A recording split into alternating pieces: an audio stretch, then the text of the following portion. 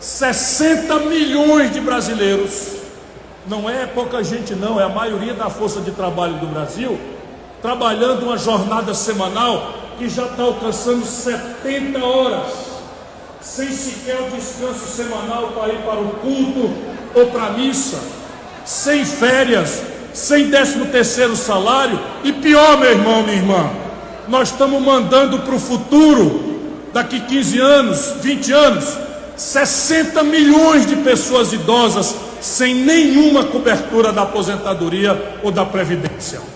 Esse é o problema brasileiro, porque quem está na informalidade hoje, ganhando R$ 1.805 de renda média, não tem como pagar um plano de previdência privada, porque está da mão para a boca, porque a inflação, olha o desenho da crise, é a maior dos últimos 20 anos. Quem está falando isso é o ex-ministro da Fazenda do Itamar, que fez o Plano Real, tem a minha assinatura no Real, e vocês sabem que o povo não está em condição hoje de pagar a conta de luz. No Nordeste agora, no Ceará, a ANEEL aumentou a conta de energia do povo em 25%, 25%, em Alagoas 20%. Isto tudo é o desenho de uma crise que no setor público onde a gente atua, todo dia o morador do bairro pede: tira a lama da minha porta, faça uma ponta de calçamento, abra uma salinha de aula aqui, abra uma creche para eu poder deixar minha criança bem cuidada para ir trabalhar. E vocês vão no prefeito, e o prefeito acossado por um Ministério Público ilegítimo, que não tem voto e que quer mandar de fora para dentro no destino da democracia do Brasil, porque o poder político se desmoralizou no nosso país e o prefeito não pode fazer nada, porque olha o tamanho da crise. Hoje, meu irmão, minha irmã, vereadores do Brasil, nós estamos com a menor taxa de investimento público de toda a história do Brasil e está se acabando. Anotem os números para a gente raciocinar juntos, cada um fica com o seu partido, cada um tem sua simpatia, mas obrigue o seu candidato a refletir sobre isso, porque se ele não refletir, ele pode até se eleger, mas no dia seguinte a crise está do mesmo tamanho e a desmoralização da política está indo para o Brasil, fazer com que o nosso jovem não queira mais participar da política. A gente vira uma esquina para falar com a pessoa política é tudo ladrão, política é tudo mentiroso, porque a política não está conseguindo produzir resultados, e eu estou tentando mostrar o diagnóstico das causas desse colapso. Vou dizer o número para vocês que aprova os orçamentos municipais. O Brasil, esse ano de 2022, aprovou no Congresso Nacional um orçamento de 4 trilhões com T de tapioca e 800 bilhões de reais com B de bola. Esse é o tamanho do orçamento do Brasil. 4 trilhões e 800 bilhões, um dos maiores orçamentos públicos do mundo. Sabe quanto vai sobrar para investimento, companheirada? Meus irmãos brasileiros, sabe quanto vai sobrar para investimento de 4 trilhões e 800 bilhões de reais? 25 bilhões de reais. Para o Brasil inteiro, só para vocês terem um traço de comparação, o Ceará, que é o 8º estado em população do Brasil e um dos mais pobres do Brasil, vai investir 5 bilhões de reais. O governo federal tem 25 bilhões previstos no orçamento. E desses 25 bilhões, companheirada, tomem muito cuidado, muito cuidado. De novo, muito cuidado, é um irmão que está falando. 18 bilhões foram apropriados por uma tal de emenda do relator. Sabe o que é? Com muitas exceções, a gente sabe que tem muitas exceções, mas sabe o que é a emenda do relator? É o tal orçamento secreto em que um deputado tira 18 dos 25 bilhões, obriga o prefeito a pagar uma propina de 30%, 40%, ele fica livre, por isso o orçamento é secreto, e daqui a pouco quem vai pagar a conta é o prefeito municipal. Eu vou dizer isso hoje de tarde na reunião dos prefeitos. Vejam o tamanho da tragédia, a quantidade de demandas que o país tem, e sobra 25 bilhões de reais, 18 dos quais apropriado por uma emenda do relator, que pulveriza esse dinheiro, não oferece nenhuma linha de diretriz, nenhum planejamento, nada consistente. Será que a culpa disso é do Bolsonaro? Vamos ser honestos, não é. Vamos ser honestos, eu sou muito forte adversário do Bolsonaro, mas a culpa não é do Bolsonaro.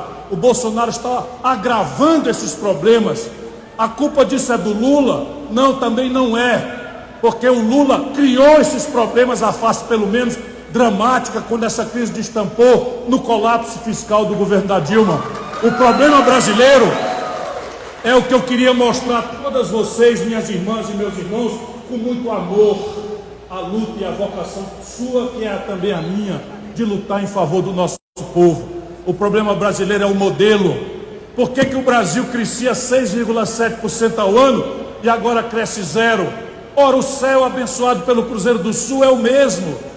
O chão generoso e pródigo, onde tudo se plantando, já dizia o Pero Vaz de Caminha, onde se plantando tudo dá. Olha a força extraordinária do mundo rural brasileiro, com o calo da mão, com o suor do rosto, trabalhando de sol a sol, produzindo a maior quantidade de proteínas animais e vegetais do planeta Terra, apesar de toda a dificuldade, da falta de respeito às leis, de todo o constrangimento. Um país como o Brasil, só para dar um exemplo nesse ponto, está explodindo o preço do adubo, do fertilizante, porque um país como o Brasil, que tem potássio, que tem nitrato, que tem todas as matérias-primas nesse solo pródigo e generoso, meu irmão, está importando 80 de cada 100 quilos de adubo do estrangeiro. Essa é a verdade de um país um modelo econômico que liquidou a nossa indústria, um modelo econômico que está devolvendo o Brasil ao Brasil colônia, que era basicamente um lugar de extrativismo, onde a agricultura, o ouro, o minério de ferro, o petróleo bruto, não vão pagar a conta de uma sociedade moderna como a nossa, que aspira a ter o celular 5G, que quer ter um meio de diagnóstico médico mais moderno na hora que houver, que Deus nos proteja na hora da doença, que quer tomar o remédio de última geração da química fina, que quer usar um computador de última geração. Nossa conta de eletroeletrônicos, de química fina, de bens de capital, não fecha se a gente primarizar a economia e viver só de exportar produtos de básicos, que eles chamam de commodities, sem valor agregado nenhum. Essa é a questão. Portanto, agora nós precisamos fazer um acordo. Ou nós entendemos, e a hora que as nações fazem acordos, é na hora da disputa eleitoral. Eu sei, e eu muito humildemente eu sei, de quantas dificuldades eu vou ter. Todo dia tem pesquisa, todas elas pagas pelos bancos. Vocês não acham esquisito isso não? Vocês que começaram a vida, provavelmente, numa situação até muito mais difícil do que eu, entrando ali, a turma dizer, sai disso, isso é só para profissional, você não tem chance. E vocês estão aqui todos vitoriosos, todas vitoriosas, por quê? Porque fizeram uma aposta na gratidão, uma aposta na inteligência, uma aposta no carinho do povo. E essa aposta que eu vou fazer, porque o povo brasileiro para mim não tem cabresto, não tem dono, e eu vou pedir a Deus que ilumine a minha palavra, para eu tocar o coração do povo brasileiro com esse diagnóstico. É o modelo econômico que está errado, é o modelo de governança política que está errado. Deixa eu aqui sem querer ferir ninguém, mas vamos aqui acompanhar só o que eu estou mostrando, o modelo de governança política.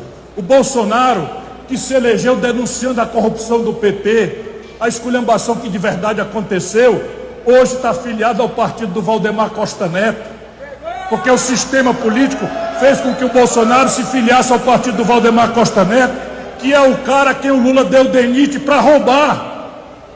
O Roberto Jefferson, que está preso, foi o cara a quem o Lula deu os Correios para roubar e detonou o escândalo do Mensalão. Hoje é Bolsonaro fanático. Eu não estou falando mal de ninguém, meu irmão, por favor me entenda com todo respeito. Eu estou denunciando um modelo de governança política que está destruindo a nossa nação, que está destruindo o nosso moral, que está destruindo o respeito que o nosso povo precisa ter pela democracia e pelas suas linguagens. Vou propor diante disso o que é que eu chamo de novo modelo econômico e novo modelo de governança política. Eu peço perdão porque eu vou ter que ser telegráfico, mas eu aproveito a inteligência, a experiência política e a sensibilidade de todas vocês e de todos vocês. Volto a dizer, não precisa concordar comigo, eu já sou muito agradecido por vocês estarem me recebendo com tanto carinho, com tanto respeito, e peço a Deus que lhes pague por esse carinho que anima a gente a seguir lutando. Mas eu digo a vocês, o Brasil precisa de um novo projeto nacional de desenvolvimento. Cada palavra dessa é um punhado de conflitos que nós estamos perdendo. Portanto, a gente não pode passar ligeiro, como se fosse só uma expressão de propaganda e de marketing. Projeto, irmão e irmã, significa um plano. Hoje, irmão, o Brasil não tem um plano para nada. O que é que o Brasil vai ser em educação em 10 anos?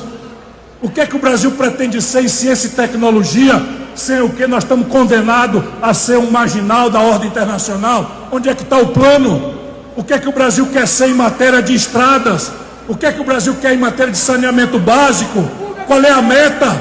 Qual é o orçamento? Quanto custa? Quem vai fazer? Qual é o papel do capital estrangeiro? Qual é o papel do capital nacional? Qual é o papel do capital estatal? Não há esse plano para nada. Portanto, o projeto significa recuperar a ideia de planejamento. E eu proponho objetivamente, meus irmãos, para vocês estudarem, criticarem e me ajudarem a corrigir os defeitos, que certamente tem muitos. Eu proponho, depois de muito estudar, que o Brasil se estabeleça a tarefa para todos nós, de todos os partidos. Alguém vai executar, o outro fiscaliza na oposição.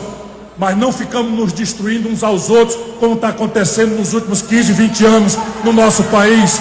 Amizade se dissolvendo na internet, famílias se dissolvendo na internet por conta de ódio e paixão política despolitizada. Eu proponho que o Brasil estabeleça que nós vamos ser uma Espanha em matéria de desenvolvimento social e econômico em 30 anos. Essa é minha proposta. Eu estudei muito. A Espanha nem é o mais rico, nem é o mais pobre país da Europa.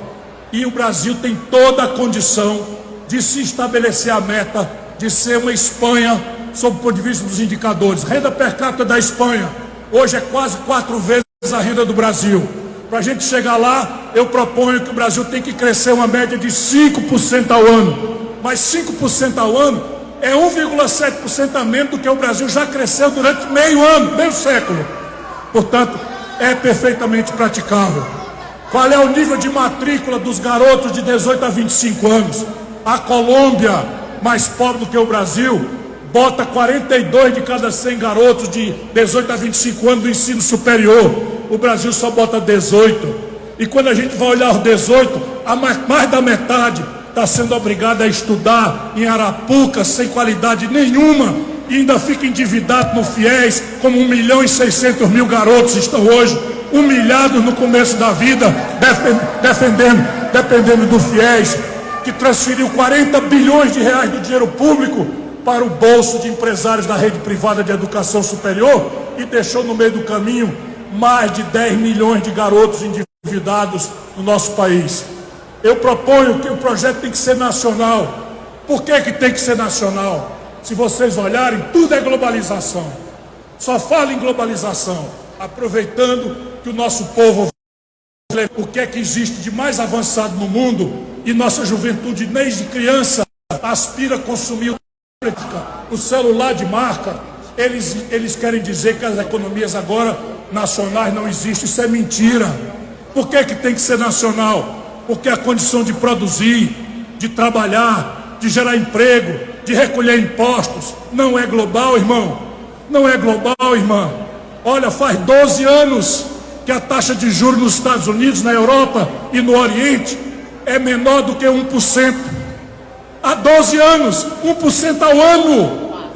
No Brasil, lá no interior de Tocantins, o comerciante está descontando a duplicata a 2%, 1,75% de juro ao mês. Não há a menor chance, se o Brasil continuar, está aí uma depressão econômica de 10, 12 anos e o Banco Central brasileiro subindo criminosamente a taxa de juros. Sabe qual é o efeito disso? Vocês que são a antena da democracia sabem. Hoje 75 de cada 100 famílias brasileiras estão endividadas. É o maior endividamento das famílias da história do Brasil. Sabe o que é? Mulheres especialmente. E veja bem, 64 milhões de brasileiros estão humilhados com o nome sujo no SPC.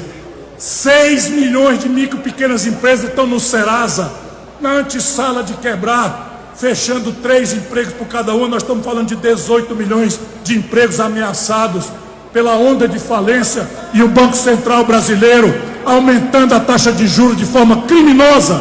Sabe quanto é que custa 1% da taxa Selic, companheirada? Isso vocês não vão ler no jornal. Sabe quanto custa 1% de aumento da Selic? 60 bilhões de reais. Lembram que eu disse a vocês que tudo que sobra para investimento é 25? Pois bem, 1% de aumento da Selic tira do mesmo tesouro que paga todo o investimento 60 bilhões de reais. Por isso, companheirada, saiu agora o ranking dos 10 bancos mais rentáveis do planeta Terra. 4 estão no Brasil. 4 dos 10 bancos de maior lucratividade do mundo estão no Brasil.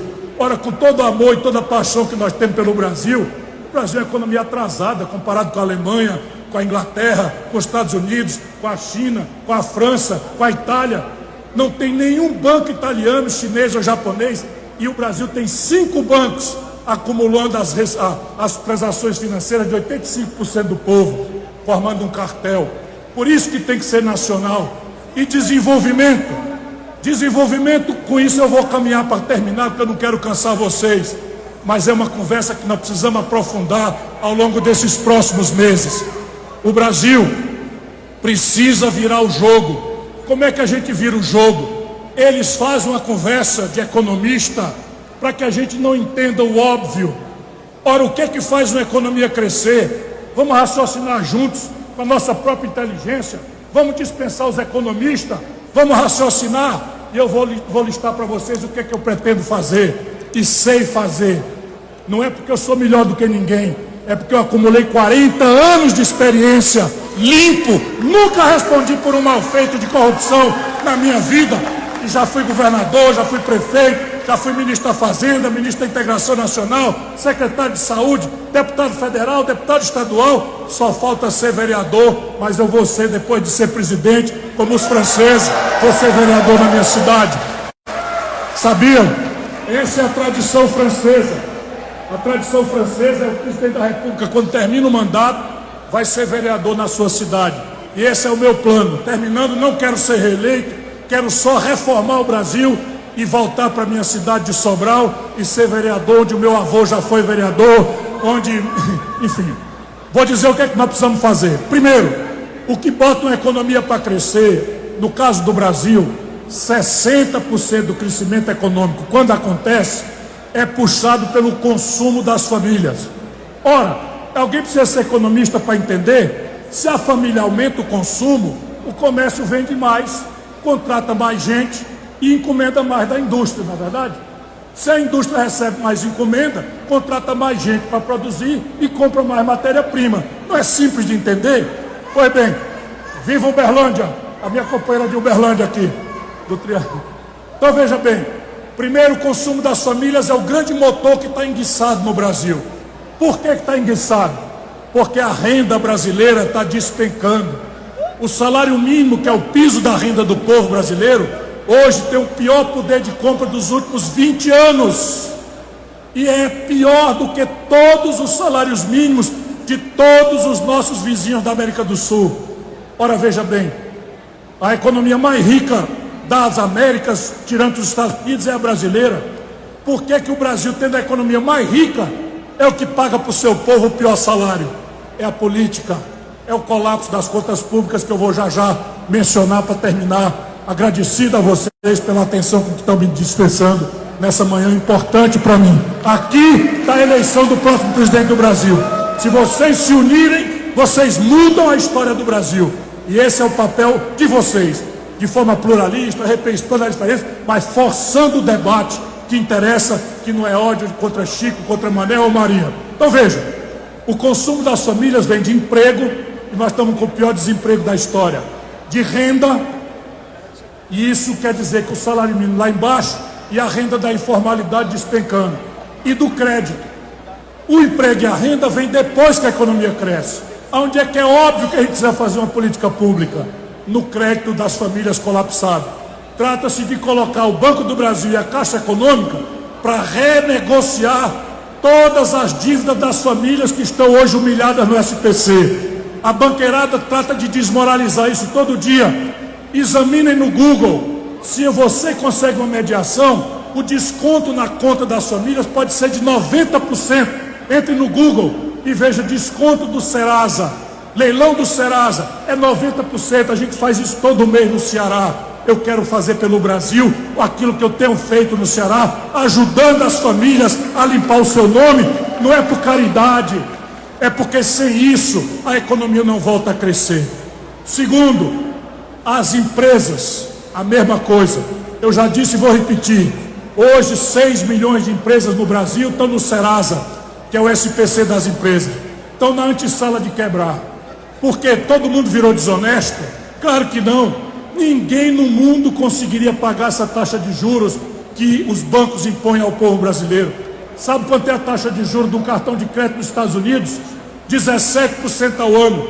Sabe quanto é no Brasil? O mesmo Visa, o mesmo American Express, 350% ao ano. Por quê? Porque aqui funciona um cartel protegido pelo Banco Central, a quem eles deram autonomia criminosa, que vai acabar se eu tiver a honra de servir a esse grande país, porque o Banco Central vai servir à produção e ao trabalho no Brasil. Reestruturar a dívida das empresas. Terceiro movimento, esse é o mais crítico, porque precisa que a base popular brasileira, que os senhores e as senhoras representam, mais do que qualquer um, não é deputado federal, a base que representa é o vereador e a vereadora. Pois bem, eu vou dizer a vocês aqui, o Brasil tem o menor nível de investimento da história. Como é que eu vou prometer que o investimento vai mudar para poder animar a economia sem dizer de onde vem o dinheiro? Não aceitem que candidato nenhum ofereça picanha e cerveja, combate ao comunismo, sem dizer concretamente, porque aqui está a luta. Vou dizer a vocês, eu vou cortar 20% de todas as imorais renúncias fiscais que o Brasil tem hoje. 20% de 350 dá 70 bilhões por ano. A taxa de investimento era 25, com mais 70, já multiplica por 4. Olha aqui, e de onde é que eu vou tirar? Vou tirar assim, ó, só para dar um exemplo para vocês, sem querer cansar e já cansando. Mas aí precisa dar exemplo prático, saber onde as andorinhas dormem, que é outro problema brasileiro. Estagiário não devia ir começar a vida na presidência da República, que até aprender já acabou o mandato e fica se rendendo a esses tecnocratas e a esse assalto político. Pois bem, no Brasil, salmão, filé mignon, queijo suíço e mais 36 produtos de luxo foram introduzidos na cesta básica. Sabe para quê? Para não pagar PIS e COFINS. Eu, acabando com essa brincadeira, eu arrecado 8 bilhões de reais por ano. 8 bilhões, deixa eu dar um exemplo para vocês. 8 bilhões, eu boto 1 milhão de crianças brasileiras numa creche em tempo integral. 8 bilhões de reais, já mostrando aqui de onde é que eu vou tirar. O Brasil tem hoje, companheirada, vou terminar, 5 pessoas, isso não existe nem no fundão da África tribal. 5 pessoas acumulam a renda dos 100 milhões de brasileiros mais pobres e de classe média. 5 pessoas concentram a renda de 100 milhões de brasileiros, metade do nosso povo, e não paga imposto. Eu vou cobrar o imposto sobre grandes fortunas, que está previsto na Constituição e que foi prometido por todos os candidatos, mas será um imposto com alíquota muito pequenininha, 0,5% apenas. E se eu cobrar de 0,5% a 1% apenas nas fortunas maiores de 20 milhões de reais, eu arrecado mais 60 bilhões de reais. Foi 70 mais 60, 130 para 25 que tem hoje. Vocês já estão vendo aí que o dinheiro está aí para ouvir a conversa. Eu vou fazer o que eu já fiz quando eu fui ministro da Fazenda, e só o Brasil e a pequena Estônia não fazem: cobrar imposto sobre lucros e dividendos das grandes corporações. Meu irmão, você quando recebe o seu saláriozinho, corre com 27,5% de imposto de renda na fonte, não tem nem como espernear. Essa é a vida da classe média. Se você ganha R$ 2.050 no Brasil, já começa a pagar imposto de renda, pois um banco distribui para 5 famílias, donas desse banco, 7, 8, 9, 10 bilhões de reais por ano de lucro e não pagam um centavo de imposto de renda. Eu já cobrei quando fui ministro. Se eu cobrar uma alíquota de 15%, que é bem moderada comparado com o mundo, eu arrecado mais 80 bilhões de reais. Vocês estão vendo? Eu tenho mais aqui uma série de lugares, para quem conhece, onde as ampinhas dobram. Mas por que não fazem? Será porque que o Bolsonaro é mau? Será porque a Dilma é má? Será porque o Lula é mau? Não, não é. É o modelo de governança política. Porque no Brasil, o povo vota nos deputados e os deputados falam para eles que precisa dar emprego, justiça, precisa da saúde, precisa da segurança, precisa da educação. Mas quando vem para Brasília, os lobbies dos ricos, dos poderosos, dos banqueiros tomam conta da operação do processo eleitoral. Por isso que não faz.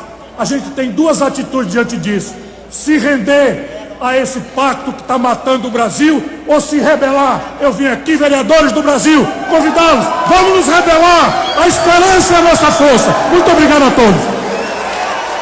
Muito obrigado, presidenciário Ciro Gomes. Convido Ciro Gomes para receber agora o diploma.